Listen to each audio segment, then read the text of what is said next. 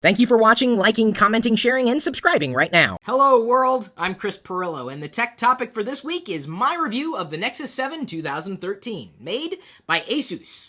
But really, it's a product sold by Google. Keep in mind that this review is based on my experiences, which may not reflect your experiences. And if you want to know the exact specs, you can look up the exact specs, which you've probably already looked up. It's kind of hard to miss with a price tag of about $220 US. My initial impressions were positive, as you likely already saw in my live unboxing of this device in this very YouTube channel. But even after using it regularly, I was still impressed. The Nexus 7 2013 is lightweight, sleek, and it should fit in your pocket.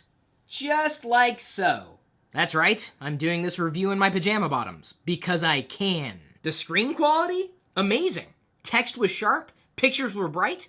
I was left not wanting much of anything, at least as far as the screen was concerned, in how I would care to use the device. I was also pretty happy with the quality of the sound that came out of the speakers. I listened to YouTube videos, MP3s from my Amazon account, movies on Netflix. I was even able to listen to my audiobook library on Audible, and if you want a 30-day free trial and one free audiobook download, head over to audible.com/LockerGnome. Darth Plagueis. That's right, I'm a hashtag Star Wars geek. The battery life seemed fine. I could get through a day without necessarily recharging it. Plus, one of my favorite Android features to toggle is to never have Wi-Fi running when the device is asleep. That really extends battery life. The cameras are perfect for any kind of video conferencing you might do.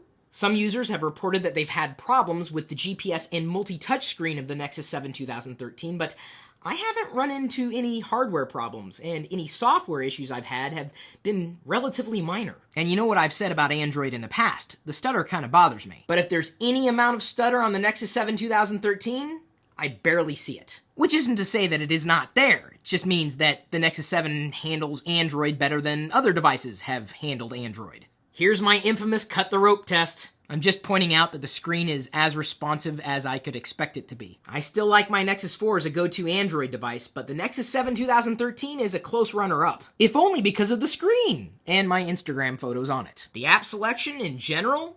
Ample. There are apps that are optimized for larger Android screens, it's just that they're not prevalent. That said, think about how you plan on primarily using your tablet. YouTube videos, web browsing, email, you're going to be fine. And as far as experiences go in relation to price, right now, you can't beat the Nexus 7 2013. At least as far as a choice in an Android device is concerned. There are a lot of choices in the marketplace, and that's a good thing. But for an Android tablet, the Nexus 7 2013 has certainly earned #1 in my book for a reason. Are you sitting on the fence? Should you spend the money? I say, if you're already wondering if you should, then you should. In fact, as far as this device is concerned, I didn't find much to complain about. I'm not disappointed. The average user looking to spend an average amount of money on a tablet computing experience and looking for an average experience, I think they're going to be happy with this. The decision of whether or not you should buy this may be contingent on what other devices you have in the house.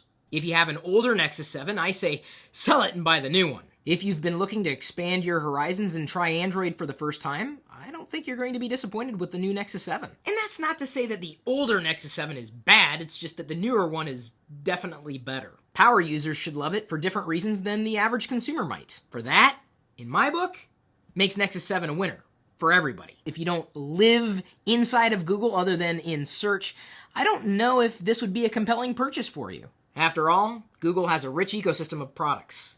Gmail, Calendar, Google+, Chrome. They even have media services like Google Music All Access, which may not be available in your country. Google is doing its best to create a cohesive, complete experience for you.